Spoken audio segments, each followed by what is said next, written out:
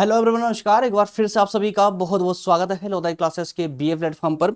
BA second year में foundation course पे हमने न्यू बैच स्टार्ट की है 2026 या 26 से लेकर 28 तक के एग्जाम के लिए, ठीक है ना। तो इसके अंतर्गत हम एक सेशन पहले कर चुके हैं, दैट मीन्स कि कल से हम इस क्लासेस की शुरुआत कर चुके हैं जो बिल्कुल 10 दिन चलने वाली है। क्लियर, 10 दिन में ये वाला पार्ट फाउंडेशन कोर्स का हिंदी भाषा एवं संस्कृति वाला जो ये सब्जेक्ट है पूरी तरह कंप्लीट हो जाएगा। इसके तुरंत बाद में हम इंग्लिश वाले पार्ट को स्टार्ट करेंगे। जैसा आप सभी जानते हैं फाउंडेशन में चार पेपर आपको लिखने होते हैं, तो चारों पेपर की 1 बाय 1 क्लासेस लेंगे, जितना भी पॉसिबल होगा उतनी डिटेल में क्लासेस लेंगे और हर क्लासेस में एमसीक्यू क्वेश्चन भी डिस्कस करेंगे। तो दोस्तों सेकंड डे में सेकंड क्लास के रूप में मतलब भाग 2 में हम आज चर्चा करेंगे जागो फिर एक बार, जो कविता है जो सूर्यकांत त्रिपाठी निराला जी के द्वारा लिखित है। इस कविता और कविता का सारांश हम देखेंगे और साथ ही साथ में हम देखेंगे इस कविता से संबंधित कौन कौन से ऐसे प्रश्न हैं जो हमारे एग्जाम के दृष्टिकोण से महत्वपूर्ण है या एग्जाम में बन सकते हैं। क्लियर है? तो आइए बढ़ते हैं आगे। अच्छा, आगे बढ़े, सेशन को स्टार्ट करें उससे पहले कुछ आवश्यक बातें जो कर लेनी बहुत जरूरी है, अन्यथा बहुत सारे स्टूडेंट जो है क्या होता है अंधियारे में रहते हैं ना। देखिए, दरअसल बीए सेकेंड ईयर ही नहीं बल्कि बीए फर्स्ट से लेकर थर्ड ईयर तक कंप्लीट 3 साल की यात्रा हमारी इस चैनल पर ही रहती है। और अगर आपके मन में चल रहा हो कि आप सिर्फ फाउंडेशन कोर्स ही पढ़ाते हैं या कुछ और भी सब्जेक्ट लेकर के आते हैं, तो आपको ज्यादा डाउटफुल रहने की आवश्यकता नहीं है।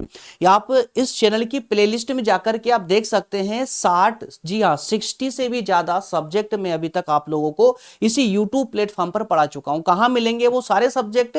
तो उसके लिए आपको जाना होगा इस चैनल की प्लेलिस्ट में। और जिन दोस्तों को प्लेलिस्ट में जाना नहीं आता वो इस चित्र में जो ग्राफ दिया हुआ है ग्राफ के माध्यम से जा सकते हैं। इन शॉर्ट में आपको समझा भी देता हूं, है ना। जिनको प्लेलिस्ट में जाना नहीं आता उनके लिए, ठीक है। अभी आप जो लेक्चर देख रहे हैं अपने मोबाइल में, जो वीडियो देख रहे हैं, साइड में देखिए नीचे यहां पर क्लासेस का नाम लिखा होगा लोधा जी क्लासेस। क्लियर है? उस पर जैसे आप क्लिक करेंगे तो इस प्रकार का डायलॉग बॉक्स खुल करके आएगा, या कहें कि इस प्रकार का जो है यहां पर ये पेज खुल करके आ जाएगा, जिसमें थोड़ा सा आप स्क्रॉल करेंगे तो लास्ट में आपको यहां प्लेलिस्ट का बटन नजर आएगा। उस प्लेलिस्ट के बटन पर क्लिक करते ही आप जो है प्लेलिस्ट वाले सेक्शन में पहुंच जाएंगे और अब सारे सब्जेक्ट आपके सामने होंगे 1 बाय 1 करके। क्लियर है?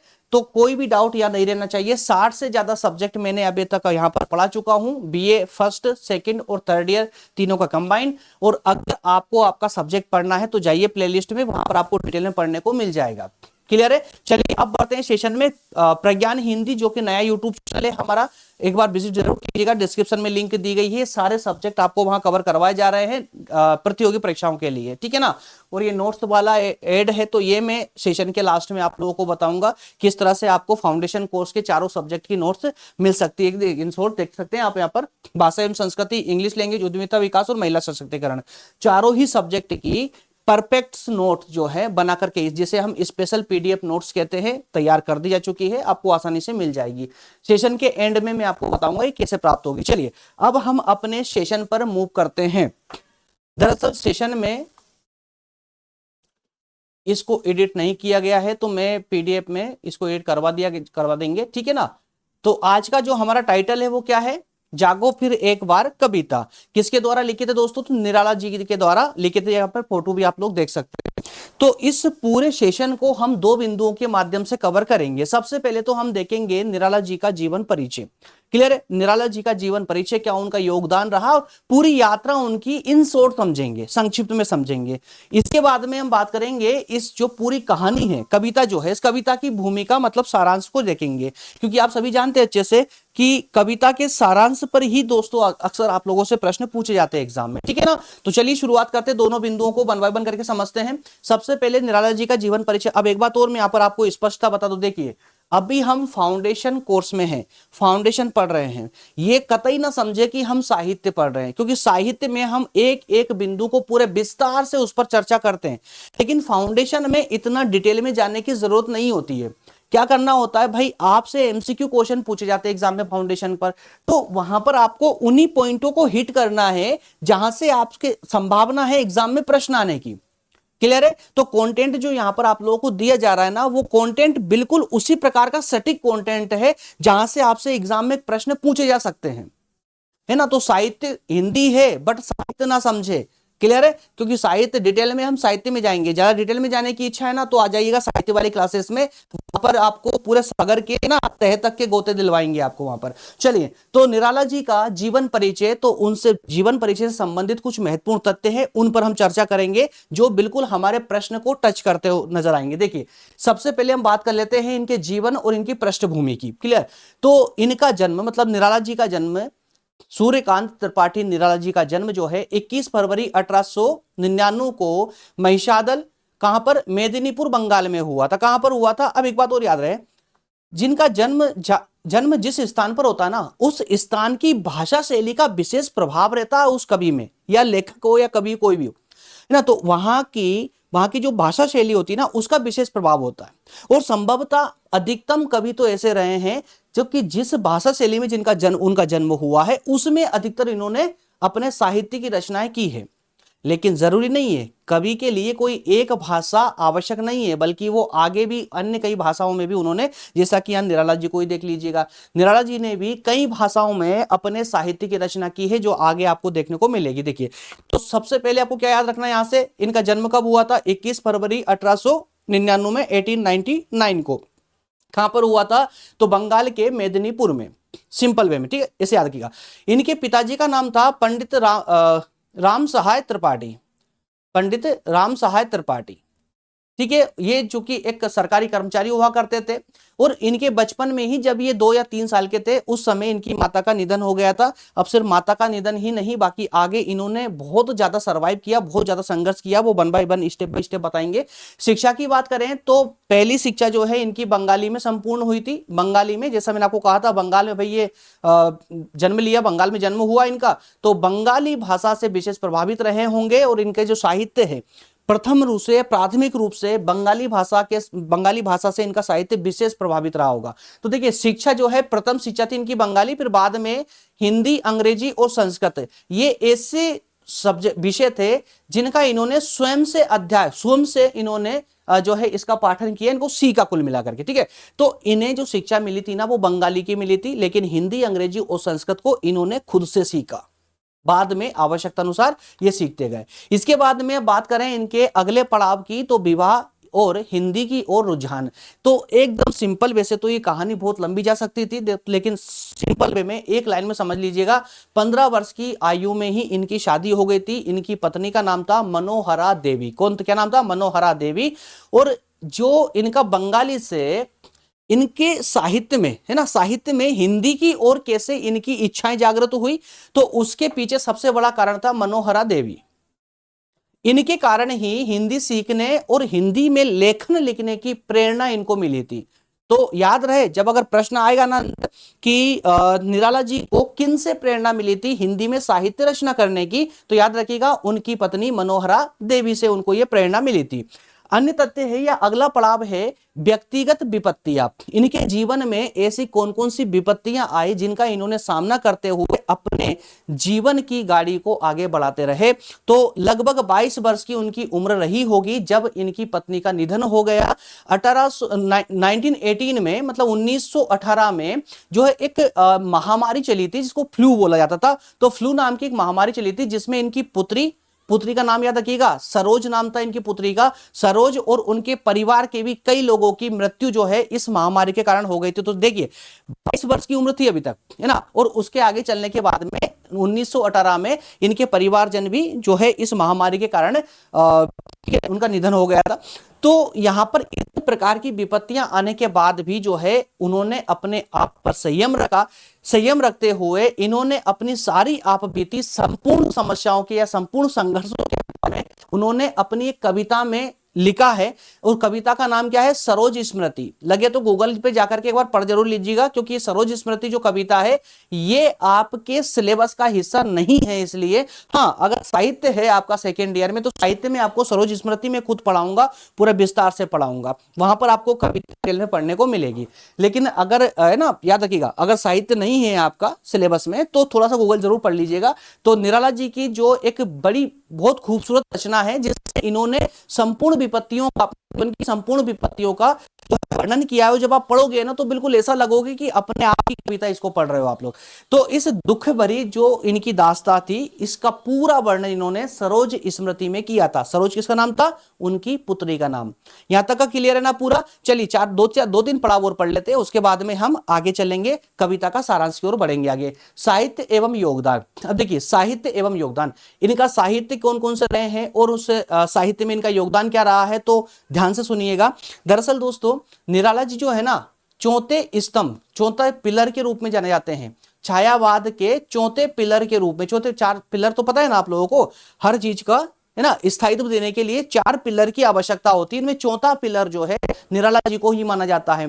तो उस समय के मतलब छायावाद के बाकी के तीन पिलर कौन कौन थे, तो आपको पता होगा, जयशंकर प्रसाद, महादेवी वर्मा और सुमित्रा नंदन पंत। ये तीन पिलर, और चौथे पिलर कौन? सूर्यकांत त्रिपाठी निराला। बात समझ आई? तो चारों को छायावाद के चार पिलर कहा जाता था। नाम याद रखिएगा, आगे क्वेश्चन बनेगा, एग्जाम में बनेगा, याद रखिएगा। क्लियर है? हिंदी में आधुनिक मुक्त छंद के अग्रदूत भी ये माने जाते हैं। ठीक है, अच्छा अब इनका योगदान क्या रहा भाई, तो योगदान मतलब कि इनकी रचनाएं कौन कौन सी हैं, इन्होंने क्या क्या रचा है, क्या क्या है ना, किन किन रचनाओं को इन्होंने स्थान दिया। तो देखिए कविता की अगर बात करें, कविताओं की बात करें तो अनामिका, परिमल, राम की शक्ति पूजा और सरोज स्मृति, ये प्रमुख कविताएं हैं, जो मुख्य कविता है, जो प्रसिद्धि जिन्होंने हासिल की है वो कविता है। अगर हम उपन्यासों की बात करें या अन्य कथाओं की बात करें तो कुल्ली भाट, चतुरी चमार, ये कुछ मुख्य उपन्यास हैं। और ये उपन्यास देखिए, इनको याद रखना बहुत आसान है, बहुत इजी है। कैसे याद रख सकते हो इनको, तो थोड़ा सा जिसमें भी प्रॉब्लम आए ना आप लोगों को कि यार ये भूल जाऊंगा, ऐसा कोई डाउट जा रहा है, तो थोड़ा सा उसको डिटेल में पढ़ लीजिए। कहां मिलेगा? अरे कहीं मिलेगा, जाइएगा गूगल पे, गूगल कीजिए, सब कुछ मिल जाएगा आपको, गूगल पे खट से मिल जाएगा। तो गूगल करके थोड़ा सा इनको ना थोड़ा डिटेल में पढ़ लीजिए। अगर आपके पास पुस्तक है तो बहुत अच्छी बात है, वहां से पढ़ लीजिए। इसके अलावा इन्होंने कुछ निबंधों की भी रचना की है, अनुवाद, रेखाचित्र, संगीत रचनाएं। अब जैसा मैंने शुरू में ही कहा था, क्या कहा था भाई, हम फाउंडेशन कोर्स पढ़ रहे हैं, साहित्य नहीं पढ़ रहे, डिटेल में नहीं जाएंगे, एकदम शॉर्ट में बात करेंगे, जहां से प्रश्न बन सकता है सिर्फ उस तथ्य की बात करेंगे, है ना। और हाँ, कल एक कमेंट भी आई थी बच्चे की कि थोड़ा सा एडवांस लेवल में एग्जाम में प्रश्न पूछे जा रहे हैं, तो क्या आप उस लेवल को टच करोगे? अरे भाई मैं तो 2023 लेवल को टच कर रहा हूं, लेकिन आप पढ़ो तब ना ईमानदारी से, है ना। कभी आप देखिए फुल लेक्चर, फुल लेंथ वाले लेक्चर मेरे उठा करके, तो आपको मालूम चल जाएगा कि किस लेवल से मैं आप लोगों की तैयारी करवाता हूं। लेकिन आप हो कि 2 दिन पहले आपकी नींद खुलती है और आप तैयारी करना चालू कर, 2 दिन में क्या ही कर लोगे, है ना। तो चलिए प्रमुख रचनाओं में याद रखिएगा, जो मुख्य रचनाएं हैं इनकी कौन कौन सी, अनामिका, परिमल, राम की शक्ति पूजा और सरोज स्मृति, ये चार को तो बिल्कुल मत भूल जाएगी, इनकी कविता है जिनमें सबसे ज्यादा इन्होंने प्रसिद्धि हासिल की है। बाकी लगे तो आप लोग ये उपन्यास भी याद रख लीजिएगा, ठीक है। और निबंध, अनुवाद, रेखाचित्र, है ना, आदि आदि की भी इन्होंने रचनाएं की है। तो ऐसे ही प्रसिद्धि नहीं मिल जाती है, उस समय में भी है ना काफी, क्योंकि कवि और लेखक ये आम बात नहीं है दोस्तों, ठीक है। चलिए आगे बात करते हैं दृष्टिकोण और विरासत। भाई इनका दृष्टिकोण कैसा रहा है, तो इनका दृष्टिकोण एकदम सटीक रहा है। उनका लेखन समाज की असमानता, पाखंड और अन्याय के प्रति एकदम तीखा रहा है। और हम ये भी कह सकते हैं कि यार अधिकतम जो कवि रहे हैं ना, उस समय की समाज में जो आडंबर पनप रहे थे, उस समय समाज बहुत ज्यादा ही आडंबरों से भरी हुई थी। तो उन आडंबर, ये जो पाखंड था समाज में, उनके प्रति, या कहें कि उनके प्रति ना एकदम आलोचनात्मक रुख उन कवियों ने अपनाया था। तो उन्हीं में से निराला जी भी उन्हीं में से एक रहे हैं। इसके अलावा मुक्त छंदवा शब्द शैली में क्रांतिकारी प्रयोग से हिंदी कविता को उन्होंने एक नई दिशा प्रदान की है। क्लियर है? तो ये इस प्रकार से इनका दृष्टिकोण समाज में व्याप्त आडंबरों के प्रति तीखा आलोचनात्मक इनका जो है दृष्टिकोण रहा है। इसके अलावा बात करते हैं अंतिम समय की, तो प्रश्न यहां से भी बन सकता है बाद में, मानसिक एट द एंड मानसिक अस्वस्थता के कारण इनको जो है मानसिक अस्पताल में भर्ती भी किया गया था, मतलब है ना। और इसके इसी के दौरान जो है 15 अक्टूबर 1961 को इलाहाबाद के अस्पताल में ही जो है इनका निधन हो गया था। क्लियर? तो निधन की डेट याद रखिएगा, एग्जाम में आपसे पूछा जा सकता है, ठीक है। तो ये इनका छोटा सा जीवन परिचय हुआ। अब जरा हम बात करेंगे आगे इनके द्वारा रचित प्रमुख कविता कौन सी, जागो फिर एक बार के सारांश की भूमिका की। तो हम कुछ ही शब्दों में हम इस कविता को समझ लेंगे कि इस कविता का पूरा सारांश क्या था, ठीक है। डिटेल में कविता पढ़ना है तो आप बिल्कुल कविता किताब से जाकर पढ़ सकते हैं। गूगल आजकल क्या नहीं मिलता यार, आपके हाथ में सब कुछ तो है, मोबाइल पे टाइप कीजिए सब कुछ मिल जाएगा आप लोगों को, ठीक है ना। तो डिटेल में पढ़ना है तो पढ़ सकते हैं, बाकी इसका सारांश एक बार समझ लीजिए, क्योंकि एग्जाम में जहां से प्रश्न बनेंगे वही सारांश एक संक्षिप्त में लेकर के आया हूं आप लोगों के लिए। तो देखिए दोस्तों, ध्यान से सुनते चलिएगा, अपने आप सब कुछ कंप्लीट हो जाएगा, कुछ भी रटने की जरूरत नहीं पड़ती यहाँ पर। इस कविता में कवि का भारत के पहले तो मैं इसकी भूमिका, छोटी सी भूमिका तैयार कर दूं अपने एक व्यवहारिक रूप से। देखिए यहां पर निराला जी ने इस कविता के माध्यम से भारतवासियों को फिर से जागने की सलाह दी है, जागने के लिए आह्वान किया है। हमें निराला जी ने हमारी प्राचीन गौरवपूर्ण जो संस्कृति रही है उस संस्कृति की यादें दिलाते हुए हमें फिर से कहा कि फिर से आप लोगों को जागने की आवश्यकता है, अन्यथा आपकी संस्कृति धीरे धीरे समाप्त हो जाएगी। चलिए अब इस भूमिका के आधार पर इन तथ्यों को हम लोग पढ़ते हैं और फटाफट समझते हुए आगे प्रश्न उत्तरों पर बढ़ेंगे आगे। देखिए इस कविता में कवि भारत के गौरवशाली अतीत की याद दिलाते हुए हमें फिर से जागृत होने का आह्वान करते हैं। कवि कहते हैं कि यह वही भूमि है जहां वीरों ने रणभूमि में बलिदान देकर माता पाई थी। गोविंद सिंह जैसे महापुरुषों ने विदेशियों के जो आक्रमणकारी थे उनसे डटकर के मुकाबला किया। इतना ही नहीं, गुरु गोविंद सिंह की हुंकार क्या थी? सत्य श्री अकाल। और इस हुंकार ने वीरों में अद्भुत साहस भर दिया। कवि कहते हैं कि आज भी वैसे ही योद्धा हमारे भीतर छिपे हुए हैं, मरे नहीं, अभी छिपे हुए हैं, अब समय है उन्हें फिर से जगाने का। और यही कारण है इस कविता का नाम था जागो फिर एक बार। ठीक है, तो कवि संभवतः हमारे इन अंदर सोए हुए उन्हीं योद्धाओं को फिर से जगाना चाहते हैं। आगे कहते हैं कि कवि वसुंधरा की पुकार को शेरनी की चेतावनी से जोड़ते हुए कहते हैं कि जो अन्याय के सामने चुप नहीं बैठती, कौन? वह शेरनी जो अन्याय के सामने चुप नहीं बैठती बल्कि अपने शावक की रक्षा के लिए जान तक दे देती है। यही कर्मयोग का संदेश है। कर्मयोग जिसे हमने श्रीमद् भागवत गीता के अंतर्गत कर्मयोग को पढ़ा था। चुप मत रहो, उठो और अपने धर्म, आत्मबल और न्याय की रक्षा करो। ये कर्मयोग का संदेश था। इसके अलावा कवि आगे कहते हैं कि हम पशु नहीं बल्कि वे योद्धा हैं जो अन्याय के खिलाफ लड़ते हैं। हमें सांसारिकता से ऊपर उठकर ब्रह्म स्वरूप बनना चाहिए। भारत के हर कण में शक्ति और चेतना है। हमें अपने भीतर के उसी महान स्वरूप को पहचान कर नए उत्साह के साथ अपने देश और संस्कृति को फिर से गौरवशाली बनाने की आवश्यकता है। क्लियर? तो ये छोटा सा एक संक्षेप में सारांश था जिसे आप लोगों ने पढ़ा समझा। और अब इसी संक्षेप सारांश के आधार पर और निराला जी के जीवन परिचय के आधार पर कुछ एमसीक्यू प्रश्न उत्तरों को हम अटेम्प्ट करेंगे और देखेंगे कितने प्रश्न हम लगा सकते हैं। दोस्तों आज भी मैं कल की ही तरह 15 क्वेश्चन में इस स्लाइड में लेकर के आया हूं, इस लेक्चर में लेकर के आया हूं, जो महत्वपूर्ण प्रकृति के तो है ही, लेकिन साथ ही साथ में जो आपने अभी तक समझा है, पढ़ा है, उसका रिविजन भी आपका उन प्रश्नों के माध्यम से हो जाएगा। क्लियर है? एक बात और मैं अंततः बता देना चाहता हूं, प्रश्नों को जल्दी कवर कर रहे हैं हम लोग। हालांकि देखिए दोस्तों, लेक्चर में मैं आपको सिर्फ एक मार्ग बता सकता हूं, एक मार्ग दे सकता हूं कि किस तरह से आपको कवर करना चाहिए, आपको पढ़ना चाहिए। लेकिन अगर आप चाहते हैं डिटेल में पढ़ना, आप चाहते हैं कि सर आपने सिर्फ एक जो टॉपिक है इस पर सिर्फ 15 प्रश्न दिए, क्या इसमें बाहर से नहीं आएंगे? तो मेरे प्यारे दोस्तों, वस्तुनिष्ठ प्रश्नों में कोई गारंटी नहीं होती प्रश्न कहां से आ सकते हैं।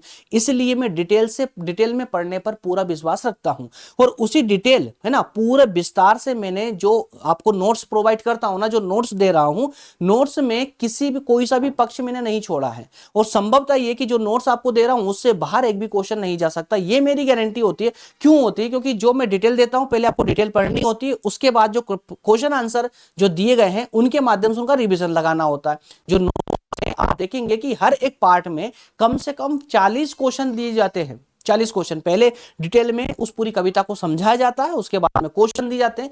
पढ़ने के बाद में आप पूरी तरह से परिपक्व हो जाते हो उस टॉपिक को लेकर के। ठीक है, तो डिटेल में अगर पढ़ना चाहते हैं ना तो सेशन के एंड का इंतजार कीजिए। लास्ट में बताने वाला हूं आप लोगों को कि पूरे फाउंडेशन कोर्स के चारों ही पार्ट्स की नोट्स आपको कैसे मिलेगी। ठीक है ना? हिंदी, इंग्लिश, उद्यमिता विकास और महिला सशक्तिकरण, चारों ही पार्ट्स की आपको नोट्स मिल जाएगी, लेकिन कैसे मिलेगी लास्ट में बताने वाला हूं। चलिए थोड़ा स्पीड से हम इन प्रश्नों को लगा ले जो कि आपके आज के पाठ का एक विषय जो है भाग है। आपके आज के सेशन का। पहला प्रश्न है, कवि ने भारत के अतीत को किस दृष्टिकोण से प्रस्तुत किया है? कवि ने भारत के अतीत को किस दृष्टिकोण से प्रस्तुत किया है? विवेचनात्मक, गौरवशाली, नकारात्मक या उत्साहहीन? तो गौरवशाली, ऑप्शन बी आपका करेक्ट हो जाएगा। जल्दी से आ जाइए, हाँ ऑप्शन बी। चलिए अगला प्रश्न है, सिंधु सभ्यता का अभिप्राय कवि ने किस संदर्भ में किया है? चार ऑप्शन दिए गए हैं, आर्थिक समृद्धि के रूप में, या वीरता और गौरव गाथा के संदर्भ में, स्थापत्य कला के संदर्भ में, या कृषि क्रांति के संदर्भ में। यहां पर भी आप बिल्कुल निष्पक्षता आंसर टिक लगा सकते हैं, ऑप्शन क्या हो जाएगा? ठीक है ना, वीरता और गौरव गाथा के संदर्भ में ही जो है सिंधु सभ्यता को अभिप्रायित किया गया है। प्रश्न नंबर 3 है, विदेशी आक्रांताओं के समक्ष भारतीयों का व्यवहार कैसा रहा था? भागने जैसा, पराजित हो जाना, दृढ़ प्रतिरोध करना, या सहयोग करना? ऑप्शन यहां पर सी हमें बिल्कुल सही लग रहा है। यानी इनमें देखिए वस्तुनिष्ठ प्रश्नों में बहुत से प्रश्न तो ऐसे होते हैं जो एक मानसिकता के आधार पर भी उनको अटेम्प्ट किया जा सकता है, लॉजिक के आधार पर भी, है ना, पढ़ोगे आपको आंसर अपने आप मिल जाएगा। चलिए अगला प्रश्न है, गुरु गोविंद सिंह द्वारा कही गई 1.25 लाख पर एक चढ़ावा, है ना, 1.25 लाख पर एक की पंक्ति का उद्देश्य क्या था? विरोधियों को शांत करने का था, अपने नाम की प्रतिष्ठा अर्जित करना था, युद्ध टालना, या मित्रता स्थापित करना? तो यहां पर ऑप्शन बी सही हो जाएगा। गुरु गोविंद सिंह ने 1.25 लाख पर एक चढ़ावा जो पंक्ति कही है उसके पीछे था जो है अपनी प्रतिष्ठा को अर्जित करना। ऑप्शन बी करेक्ट हो जाएगा। अगला प्रश्न है, गुरु गोविंद सिंह तथा उनके योद्धाओं ने कितने समय तक खून की होली खेली थी? 6 महीने, 9 महीने, 12 महीने, या 18 महीने? याद रखिएगा यहां पर ऑप्शन सी करेक्ट होगा, 12 महीने। दैट मीन्स 1 साल तक गुरु गोविंद सिंह और उनके जो योद्धा रहे हैं उन्होंने जो है इस प्रकार की लड़ाई लड़ी है। अगला प्रश्न है, कवि के अनुसार शेरनी की भावना का प्रतीक क्या है? शांति प्रियता, क्रूरता, मात्र गौरव और बलिदान, या स्वार्थ? तो शेरनी को मात्र गौरव से जोड़ा गया है इस कविता के माध्यम से, इसलिए ऑप्शन सी करेक्ट हो जाएगा। चलिए अगला प्रश्न लेते हैं। अगला प्रश्न है, तीनों गुण कौन कौन से तीनों गुण? सतोगुण, रजोगुण, है ना, उत्तम। तो इन 3 तल भस्म हो जाने का अर्थ क्या है? 3 तल भस्म हो जाने का अर्थ क्या है? ऑप्शन ए नैतिक पतन, आध्यात्मिक उत्कर्ष, शारीरिक कमजोरी, या मानसिक अस्पष्टता? ऑप्शन बी आध्यात्मिक उत्कर्ष। ठीक है। अगला प्रश्न है, कवि के अनुसार जब वीर देव शिवाजी की तरह बन जाते हैं तो वे क्या प्राप्त कर लेते हैं? सांसारिक सुख, आत्मा की विजय, राजनीतिक सत्ता, या आर्थिक समृद्धि? तो याद रखिएगा यहाँ पर आत्मा की विजय हासिल कर लेते हैं। अगला प्रश्न है, शेरनी के बच्चे को बचाने की तुलना कवि ने किस भाव से की है? वीरता, मात्र गौरव, बलिदान, या करुणा? तो अभी हमने थोड़ी देर पहले ही बात की है मात्र गौरव। क्लियर है। तो अगला प्रश्न लेते हैं। प्रश्न नंबर 10 है, कवि का जागो का आह्वान किस आधार पर किया गया है? चार ऑप्शन दिए गए हैं। पहला ऑप्शन है आर्थिक स्थिति सुधारने के लिए, अपनी वीरता और शक्ति की स्मृति के लिए, या विदेशों का आक्रोश रोकने के लिए, या आर्थिक आस्था के बढ़ाने के लिए? ऑप्शन बी यहां पर सही हो जाएगा, अपनी वीरता और शक्ति की स्मृति के लिए या के आधार पर। ठीक है। अगला प्रश्न है, कवि के अनुसार तुम पशु नहीं हो कहने का मुख्य उद्देश्य क्या है? तुम पशु नहीं हो, हिंसा को बढ़ावा देना, न्याय और वीरता के लिए प्रेरित करना, प्राकृतिक धर्म का पालन, या मौलिक चेतना का प्रचार करना? यहां पर भी ऑप्शन बी करेक्ट हो जाएगा। न्याय और वीरता के लिए प्रेरित करने हेतु ही कवि के द्वारा तुम पशु नहीं हो शब्द का प्रयोग किया गया था। अगला प्रश्न है, सूर्यकांत त्रिपाठी निराला को हिंदी साहित्य के किस काल के स्तंभों में गिना जाता है? मैंने बहुत अच्छे समझाया था, छायावादी काल के, है ना, जो 4 पिलर है उनमें से एक पिलर गिना जाता है, छायावादी काल। Option B is a correct answer. चलिए नेक्स्ट लास्ट 3 क्वेश्चन बचे हैं। अगला प्रश्न है, निराला ने सरोज स्मृति कविता अपनी किस संबंधित व्यक्ति की स्मृति में लिखी थी?